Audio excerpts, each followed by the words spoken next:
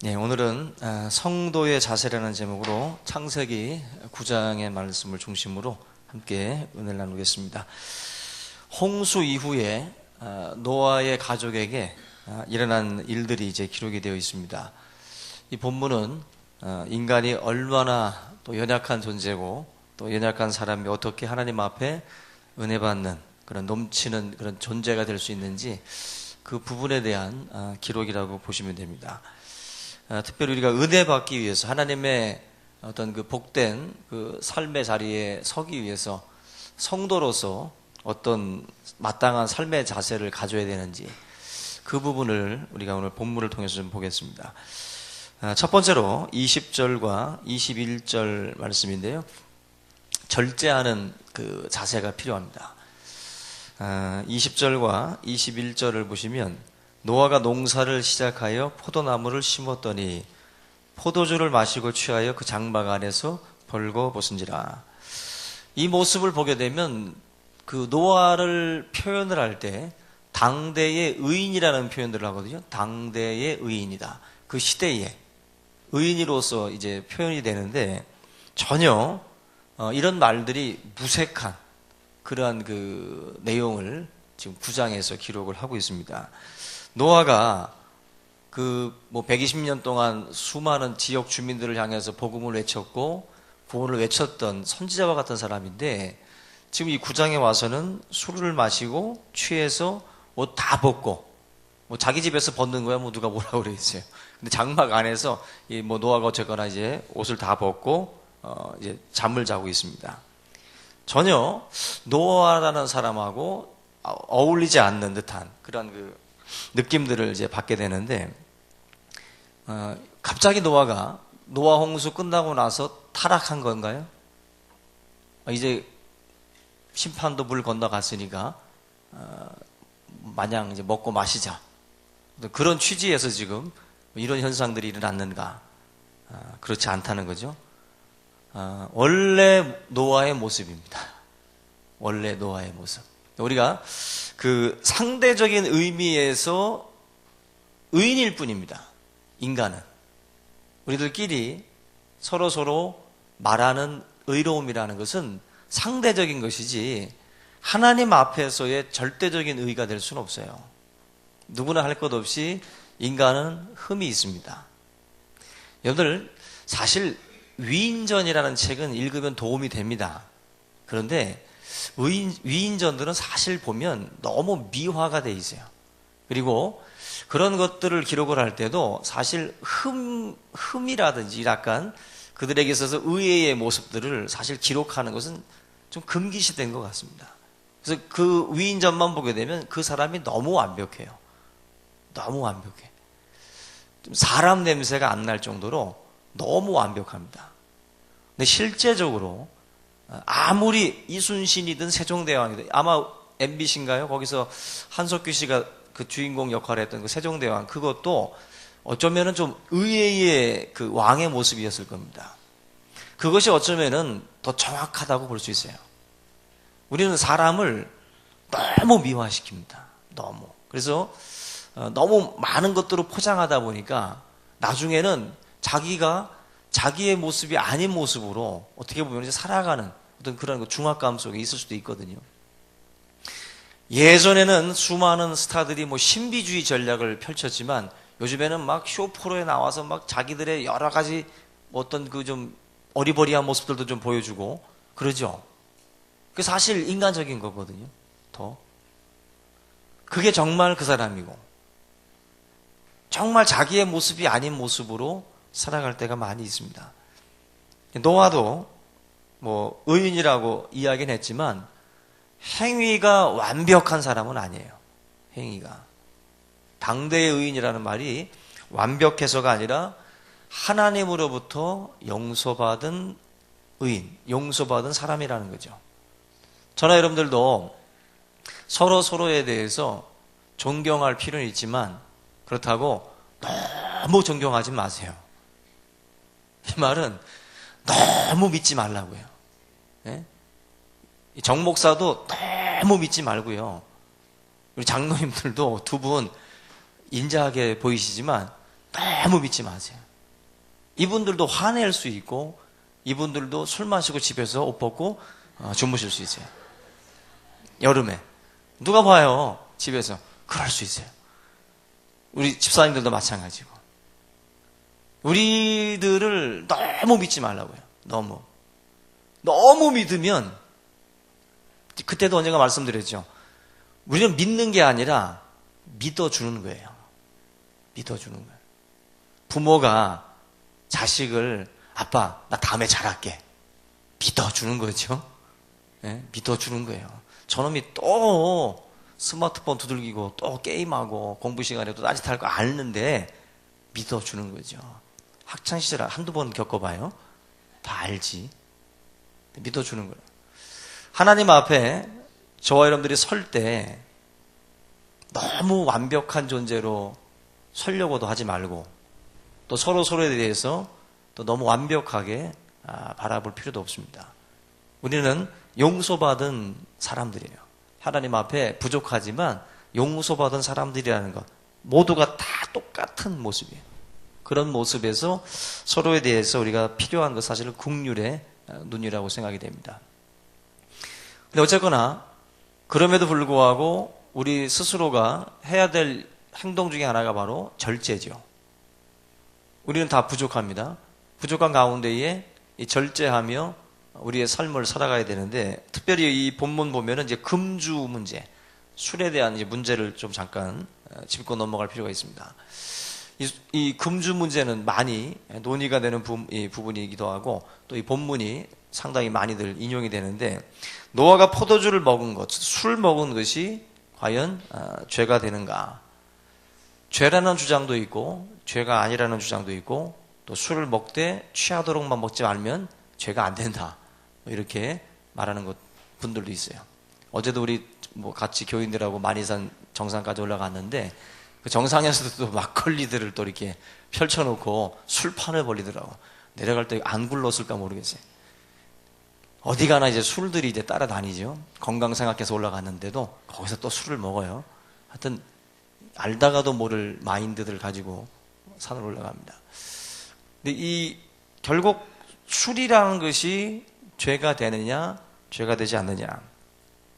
결론적으로 딱 말씀드리면, 엄밀히 말씀드리면은 포도를 먹는 것이 죄가 아닌 것처럼 포도주를 마시는 것도 죄는 아닙니다. 드세요. 성경은 곳곳에서 이 포도주의 유익을 말씀을 하는데, 사사기 9장 13절 보면은 포도주가 하나님과 사람을 기쁘게 한다 말씀을 합니다.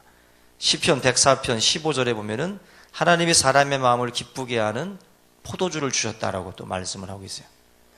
잠언 31장 6절은 근심하는 자에게 포도주를 줘라, 그런 말씀도 있습니다. 사도 바울은 심지어 디모데라고 하는 영적 제자한테 비위와 자기의 그 병을 위해서 포도주를 약간씩 쓰라고 말씀을 했어요. 성찬식 때 또 당연히 우리가 또 포도주를 또 이제 사용을 하고 있고요. 마태복음 26장 29절에 보면은 하나님의 나라의 성도들은 주님과 새 포도주를 마신다, 또 기쁨의 표현을 그렇게 말씀을 합니다. 또 유명한 요한복음 2장에서 가나올인 잔치에서 예수님이 물로 포도주를 만드는 기적을 베푸시는 장면이 나옵니다. 그리고 마태복음 11장 19절에 보면은 예수님을 포도주를 즐기는 사람이라고 말씀을 해요. 예수님의 별명이 포도주를 즐기는 자다라고 말씀을 합니다. 그리고 율법이 굉장히 엄하게 적용이 되던 이 구약 시대에는 율법이 하라는 명령이 365가지고요. 그리고 하지 말라가 248개예요. 그래서 합해서 613개입니다. 613가지 하라와 하지 말라는 명령들 속에 바로 이 술을 정죄하는 율법은 하나도 없어요. 하나도 없습니다. 그런 의미에서 술이라고 하는 것이 성경에 죄로다가 딱 지목해가지고 말하는 것은 사실 좀 없다고 볼 수도 있어요. 그런데 세 가지 이유로 저와 여러분들이 이 술이라고 하는 것을 우리가 피해야 된다. 술이라는 것을. 첫째로 우리 다른 것보다도 술이라는 것이 내 자신이 통제될 수 있는, 내 자신이 통제할 수 있는 것이 아니라 술이 나를 지배할 수 있는, 그래서 술에 의해서 취하고 또 방탕하고 또 나의 여러 가지 허물된 모습들을 드러낼 수 있기 때문에 오늘 노아가 술에 취해서 옷을 벗듯이 내가 술 취함으로 인해서 굳이 남들에게 보여지도 말아야 될 자신의 허물들을 구태여 다 공개할 수 있다라는 거죠. 구태여. 그래서 하지 말아야 될 말까지, 하지 말아야 될 가족의 이야기까지 다 꺼내는 경우들이 있어요. 그런 부분에서 이 술이라고 하는 것 자체가 굉장히 위험하다. 여러분들 이번에 그 인천 유나이티드의 그 이천수라고 하는 축구 선수 있죠? 그 이천수라는 사람이 원래 중징계를 받고 그동안에 프로축구에 입문을 못했었어요. 완전히 차단이 된 상태입니다. 근데 이번에 그 인천에서 이제 어떻게 또 축구협회에서 허락을 해가지고 선수로 다시 받아줬거든요. 그래서 정말 사죄하고 잘하겠다고 이제 성실하게 하겠다고 했는데 이번에 또 술집에서 술을 마시다가 폭행 사건이 또 벌어졌어요. 그래서 이번에 또 중징계 받고 각서까지 썼다고 그래요. 이제 다시 한번 이런 사건이 발생했을 때는 영구 제명시키겠다. 근데 저는 그 사건을 보면서 이해할 수 없는 게 축구 선수고 그리고 그렇게 커다란 아픔을 겪었으면 술을 끊었어야죠. 술을 마신다는 것은요, 자기가 아무리 잘해보겠다고 해도 그 사람 이룬 성공들을 하루아침에 다 뺏어갈 수 있어요. 내가 자신을 통제할 수 없는 그 공간인데 그 공간에서 무슨 일이 벌어지지 않습니까? 내가 남을 때릴 수도 있고 술 취한 놈이 나를 때릴 수도 있는 거예요. 거기서 결국 시비가 붙으면은 결국 중징계가 있는 거죠. 술이라는 것은요, 사실 여러분들이 많은 것들을 준비해서 어떤 일들을 이루었다 해도 그 일을 하루아침에 접게 할 수 있는 게 술입니다. 이천수 선수는 엄청난 능력을 갖고 있는 재능의 소유자지만 그 삶을 통제하지 못해요, 지금. 그런 부분에서 옆에서 볼 때 안타까워요. 그 친구가 제가 알기로는 또 전도를 받아서 교회를 다녀요. 그래서 요즘 가끔 이제 골 넣으면 막 무릎 꿇고 기도도 하고 그랬었거든요. 안 했으면 좋겠어요. 기도를. 도대체가 그 공개적으로 그렇게 무릎을 꿇고 기도할 정도면은요, 술을 끊어야죠. 그런 삶을 살게 되면 어떤 성공을 이루어도 반드시 잃게 됩니다. 반드시 잃어요. 그런 면에서 이 술을 금한다라는 것은 죄라고 하는 것을 떠나서 우리 자신에게 있어서의 유익함을 위해서 더 필요합니다. 두 번째는 신앙생활과 이런 영적 영성에 있어서 마이너스예요. 보편적인 인식이 술 자체를 사실 신앙의 세계에서는 약간 터부시하는 경향이 있잖아요.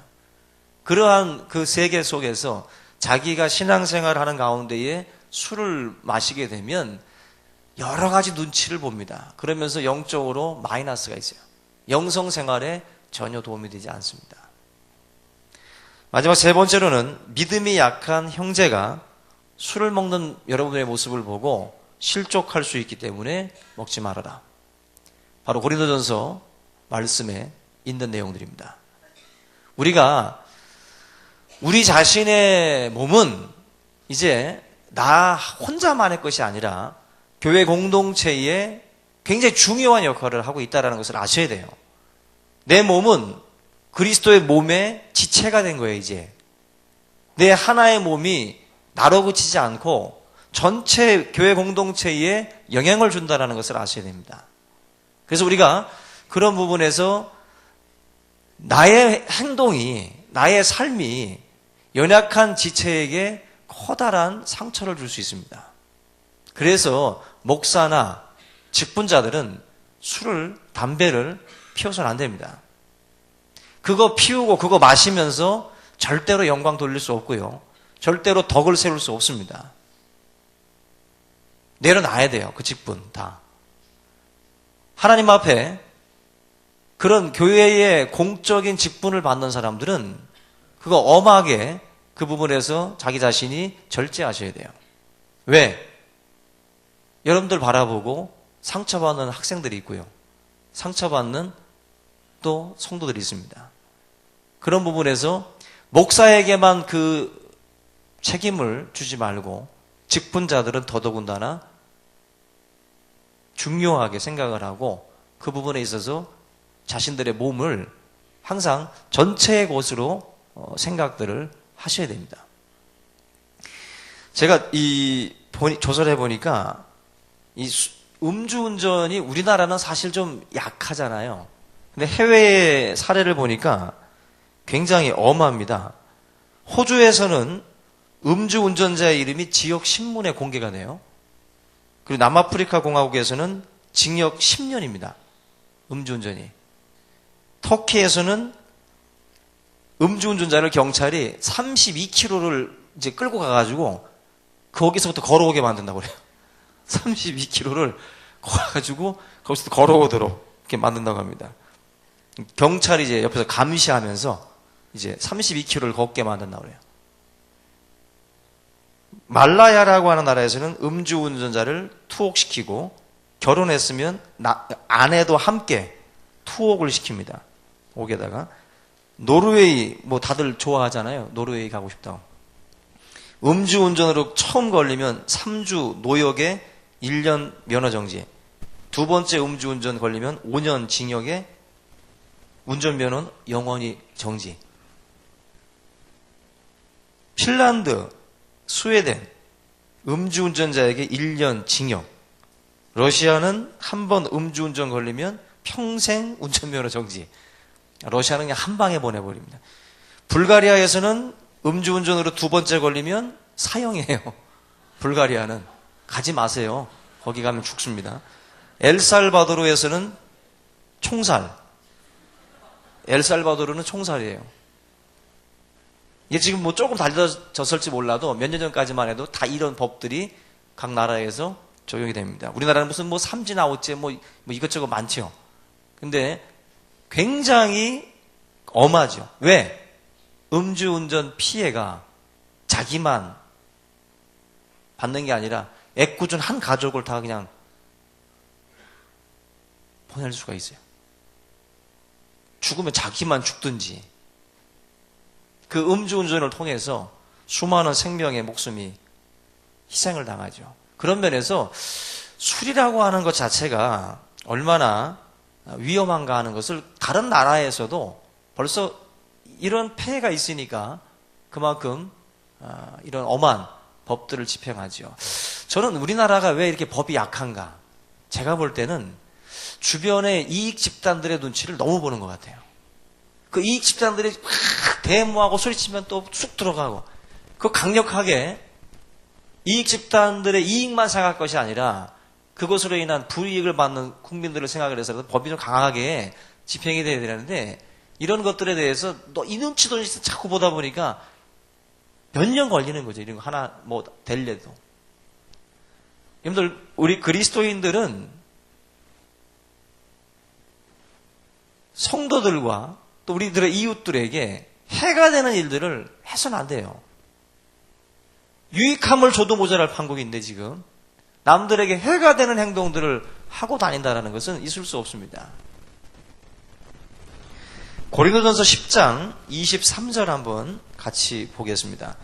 고린도전서 10장 23절 24절 같이 읽어보겠습니다. 고린도전서 10장 23절 24절 시작. 모든 것이 가하나 모든 것이 유익한 것은 아니요 모든 것이 가하나 모든 것이 덕을 세우는 것은 아니니 누구든지 자기의 유익을 구하지 말고 남의 유익을 구하라. 술 마시면 목구멍에 그냥 잘 넘어가고 그냥 입에 싹싹 붙어도 자기 유익 구하지 말고 남의 유익을 구하래요. 나한테 좋은 것만 생각하지 말고 다른 사람에게 이게 유익이 되는지를 생각하라. 그래서 그리스도의 그 직분자들이라 또 하나님의 백성들은 언제나 자기의 유익이 아니라 남을 위해서 절제하는 거예요. 우리는 그리스도 안에서 자유합니다. 여러분들 마실 수 있어요. 뭐 어디 갈 수 있어요. 그런데 하나님의 백성은 자기만 생각하는 게 아니라니까요. 주위에 있는 연약한 지체들을 생각을 하면서 내 행동이 남들에게 유익한가, 덕이 되는가, 그거 먼저 고려하시라는 거예요. 그런 것을 전혀 고려하지 않는 것은 이 신앙생활을 모르는 겁니다. 신앙생활은 공동체 생활이에요. 신앙이라는 것은 하나의 공동체입니다. 이 안에서 저와 여러분들의 삶을 통해서 누군가는 선한 영향력을 받고 정말 아름다운 모습으로 성장해 나갈 수가 있고, 또 여러분들의 잘못된 행동으로 인해서 어떤 이는 실족해서 넘어질 수 있어요. 그 책임을 주님은 반드시 묻겠다고 그랬어요. 지극히 작은 소자 하나를 실족하게 하는 자들은 연자맷돌을 매달아서 바닷속에 빠지는 것이 낫다. 반드시 하나님이 그 죄에 대해서 묻는다고 했어요. 우리 자신의 행동이 누군가에게 커다란 아픔이 되고 상처가 될 수 있습니다. 그런 점에서 저와 여러분들이 절제하면서 우리의 삶을 좀 지켜나갈 수 있기를 주님의 이름으로 부탁을 드립니다. 우리 부모님들이 자녀들 앞에서 언행을 주의해야 되잖아요. 그죠? 주의한다라는 것은 어머님들이 막 확 뭐가 좀 끌어오르다가도 그냥 자식들 봐서라도 좀 참는 거 아닙니까? 이거는 위선이 아니라 자녀들을 위한 사려 깊은 자세예요. 예? 그런 것처럼 우리들이 행하는 행동들 가운데에도 연약한 그 지체들을 바라보셔야 됩니다.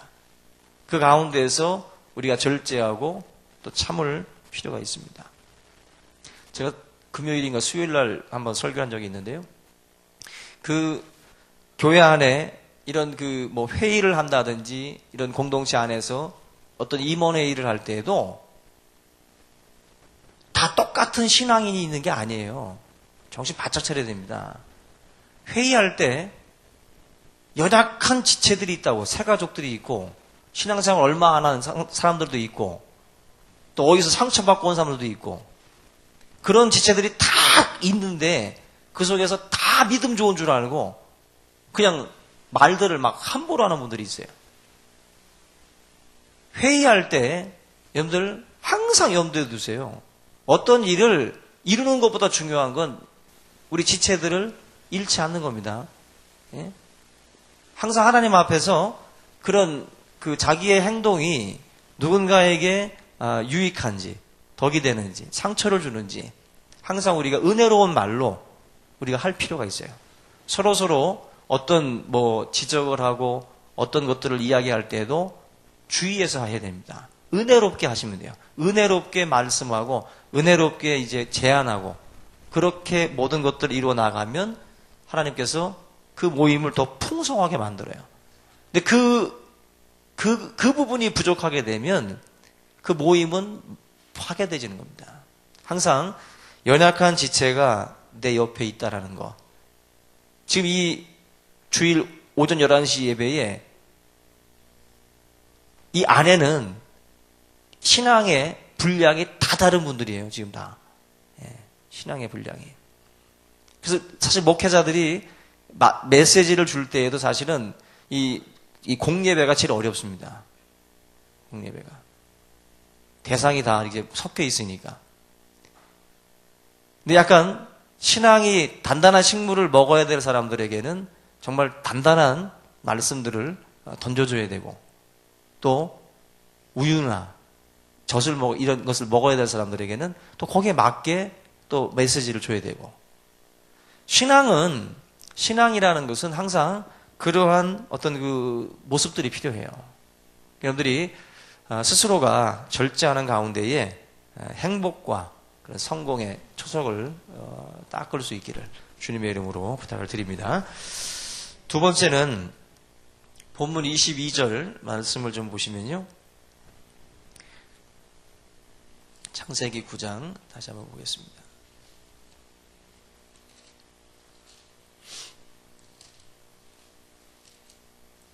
(9장 22절에) 가나안의 아버지 함이 그의 아버지의 하체를 보고 밖으로 나가서 그의 두 형제에게 알리매. 지금 우리 성도들에게 필요한 자세 중에 첫째가 절제라고 말씀을 드렸고, 두 번째는 바로 덮어주는 자세입니다. 이 노아의 수치를 함은 형제들에게 알림으로 해서 저주를 받았다라고 말씀을 합니다. 오늘 남의 허물을 드러내 수군수군하는 것이 얼마나 큰 죄인지를 이 22절이 말씀을 하고 있어요. 남의 허물을 수군수군 대는 것은요, 그것은 그야말로 가십거리가 될 수 없어요. 그건 하나님 앞에 커다란 죄입니다. 자신의 아버지의 허물을 덮지 않고 수군거린 그 사건 하나를 가지고도 하나님께서 엄하게 이 부분에 대해서 심판하고 있어요. 그럼 우리가 우리의 삶 속에서 누군가에 대해서 수군거린 것이 우리가 한두 번이겠습니까? 예수 그리스도의 은혜가 아니면 우리는 하나님 앞에 설 수 없습니다, 사실. 지금 이 아버지의 허물, 어떻게 보면 사소한 것인데도 불구하고 이게 이렇게 엄하게 하나님 앞에 징계를 받아요. 그럼 우리들의 삶이 도대체 하나님 앞에 어떤 모습으로 보였겠습니까? 저주받을 인생들이에요, 사실 우리들은. 저주받을 인생. 근데 하나님께서 우리 가운데에 은혜를 또 베풀어 주심으로 하나님 앞에 우리가 또 담대하게 서게 된 줄로 믿습니다. 셈과 야벳은 아버지의 허물을 보고 어떻게 행동을 했는가? 23절, 셈과 야벳이 옷을 가져다가 자기들의 어깨에 메고 뒷걸음쳐 들어가서 그들의 아버지 하체를 덮었다. 옷을 어깨에 메고 정면으로 가지 않고 뒷걸음질해서 들어가가지고 아버지의 이 허물을 덮어줬다라고 말씀을 해요. 여러분들 굉장히 중요한 부분이에요. 우리가 남의 허물이 보이면 여러분들이 그 허물을 보지 않으려고 하셔야 돼요. 함의 이야기를 듣고 그 허물을 가서 이렇게 보려고 간 게 아니라 뒷걸음질 치고 가서 그걸 안 보고 그냥 덮어주는 두 아들의 어떤 그 영적인 센스를 볼 수 있어요. 바로 우리의 삶 가운데에도 이런 자세가 필요해요. 허물이 보이고 허물이 들리면 보지 않으려고 하셔야 되고 듣지 않으려고 하셔야 돼요. 사실 사탄이 들어오는 통로거든요, 그게. 그 통로를 통해서 사실 그런 어떤 것들이 자꾸 퍼져나가고 서로서로를 힘들게 만드는 거거든요. 그런 점에서 저와 여러분들이 허물을 보지 않는 그러한 좀 적극적인 자세가 필요해요. 그래서 그걸 막 찾아다니면서 그 남의 허물을 막 들추어내고 보려고 하지 마시고 은근슬쩍 눈 감아주고 못 본 척하고 그래야죠. 만약에 이 예가 좀 어떨지 모르겠는데 우리 여자 성도님들이 남자 우리 청년이나 아니면 우리 남자 성도들이 지퍼가 열렸어. 그러면 남자 성도님들은 여자 성도님들은 그냥 어떻게 해야 되죠? 저렇게 하면 안 돼요. 여자 성도님들은 그때 그런 말 하시면 안 되고 여자 성도님들은 남자한테 가셔야 돼요. 남자 집사님한테 가셔가지고 집사님, 저 집사님 열렸어. 알려주고 남자 집사님이 가서 얘기를 해줘야 돼요. 별걸 다 지침으로 삼죠. 왜냐하면 그거 사실 모른 척 해주는 게 차라리 낫습니다. 차라리.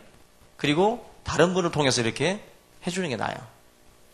한마디로 이게 무슨 이해가 될 수가 있나 싶지만 여러분들의 삶 가운데도 이걸 여러분들이 직접 말하고 보고 하는 것보다 차라리 눈 감아주는 게 더 나을 때가 있어요.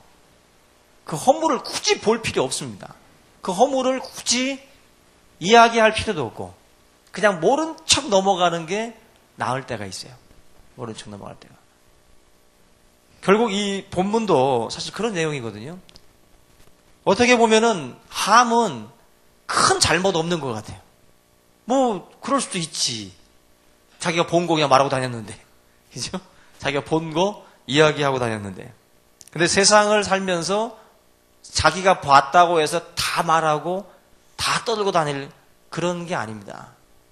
봤어도 눈 감아줘야 되고 덮어줘야 될 것들이 있거든요. 근데 이것을 못 가려요. 우리의 허물을 덮어주기 위해서 예수님이 오셨잖아요. 그죠? 우리 허물을. 다 드러내지 않잖아요. 하나님이 다 덮어주시거든요. 여러분들이 교회 등록할 때 그동안의 허물 다 한번 말씀하세요. 그래서 다 적어 놓습니까? 그냥 그저 주님 앞에 오면 다 하나님이 덮어주신다라고 믿는 거죠. 성도님들은 서로 눈 감아주고 넘어가야 될 것들 잘 구분하셔야 됩니다. 그래서 그런 허물과 그런 연약함들에 대해서 굳이 들추고, 여러분들이 무슨 기자예요?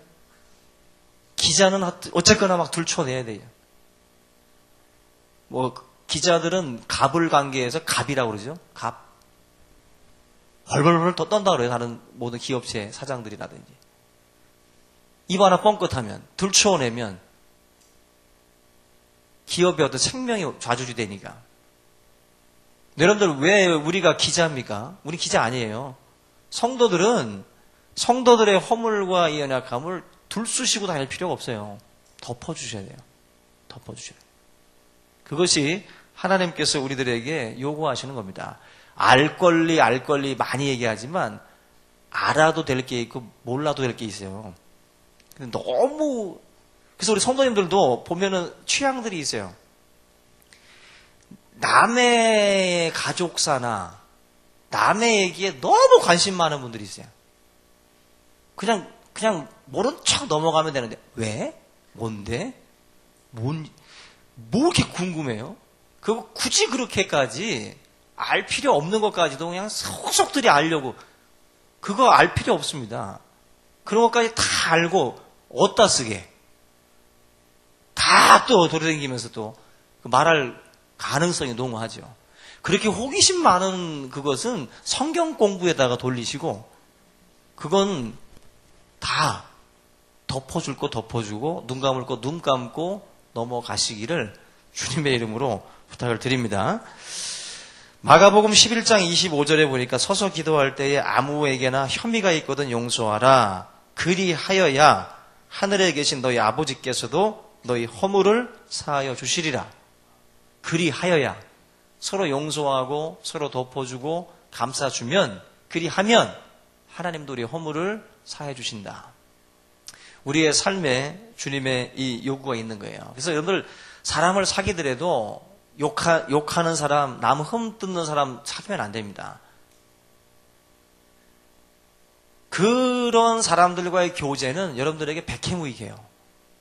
안 좋습니다. 이런 우스갯 이야기가 있어요. 어느 연립주택에 윗집에 아랫집에 사는 사람이 있는데, 윗집 주인도 앵무새를 키우고 아랫집 주인도 앵무새를 키워요. 근데 윗집 주인은 말을 곱게 써서 앵무새도 말을 곱게 해요. 근데 이 아랫집 주인은 말을 험하게 해서 이 앵무새도 말을 험하게 한답니다. 그래서 윗집 주인이 너무 말이 거치니까 그 아랫집 주인에게 자기 앵무새를 보내가지고 저 앵무새에게 좋은 말 좀 가르치려고 아랫집에다가 잠시 빌려줬어요. 앵무새를. 그리고 며칠 지난 뒤에 이제 좀 변화가 됐겠지 하고 찾아갔답니다. 문을 딱 여는 순간 앵무새가 윗집 주인을, 이제 이 아랫집 앵무새가 툭툭 치면서 주인 왔다고 이제 신호를 보내니까 그 윗집, 원래 말을 곱게 쓰던 앵무새가 하는 말이, 아유, 주인 놈 왔네? 이게 좀 제가 말을 좀 순화시킨 거예요. 놈이라는 거는. 한마디로 좋은 것 가르치라고 보냈는데 나쁜 것 배워서 온 거예요. 나쁜 건 빨리 배워요. 빨리 배웁니다. 그만큼 3개월, 12개월 코스로 다 등록하고 배우는 게 아니에요. 돈 안 내도 아주 무료로다가 그냥 금방금방 배워옵니다. 엄마 옆에서 곱게 자라던 아이들 유치원 한번 보내보세요. 욕 배워서 와요, 먼저. 욕 배워서. 노숙해서. 그 유치원에서 애들이 배워온다. 나쁜 건 교육료가 필요 없어요. 그냥 다 알아서 배운다고. 그러므로 허물된 어떤 그 모습이라든지 이런 것들은 사실 우리가 함으로 해가지고 영향력이 엄청나게 퍼져나가요. 여러분들이 하는 그런 말들이라든지 이런 것들이. 그런 부분에서 우리가 우리의 삶을 잘 지키지 아니하면 나로 인해서 정말 수많은 생명들이 죽어나간다는 거예요. 영적으로 저희들이 엄청난 그런 사람들을 지금 죽이고 있는 그러한 꼴이 된다는 것입니다. 사단이 끊임없이 이 나쁜 것들 또 허물진 것들을 자꾸 드러내게 만들어서 우리 서로를 미워하고 서로에 대해서 불신하게 만드는 그러한 일들을 사단이 또 벌이고 있다는 것입니다. 그런 부분에서 우리 여러분들이 항상 우리 마음 가운데에 이 셈과 야벳과 같은 자세를 좀 갖출 수 있길 바랍니다. 그래서 항상 남의 허물이 들리면 모른 척하고 덮어주세요. 모른 척하고. 그래서 이 축복의 유무는 작은 차이에서 일어나는 거예요. 셈과 야벳이 축복받는 것과 함이 저주받는 것은 작은 차이라고. 작은 차이. 바로 이 마음을 함처럼 쓰느냐, 셈과 야벳처럼 쓰느냐에 따라서 복받는 인생, 저주받는 인생이 되는 거예요. 결국 여러분들이 누군가의 허물을 자꾸 덮어주면 하나님 그 인생 축복하신다는 거예요. 셈과 야벳이 축복받은 것은 바로 그 행동 때문에 그랬어요. 그래서 우리가 자꾸 어떤 나의 일반적인 무슨 스펙들 가지고 성공하는 게 아니라 하나님의 백성이 성공하는 것은 하나님이 기뻐하시는 일을 행할 때 성공할 수 있어요. 결국 셈과 야벳처럼 주위에 연약한 지체들의 허물들을 잘 덮어주고 감싸주고 그렇게 나아가면 하나님이 그런 인생들을 축복하시겠다라고 말씀을 합니다. 우리의 삶이 결국 하나님 앞에 기쁨이 될 때 우리의 삶이 더욱더 복된 인생으로 변화되게 될 줄로 믿습니다.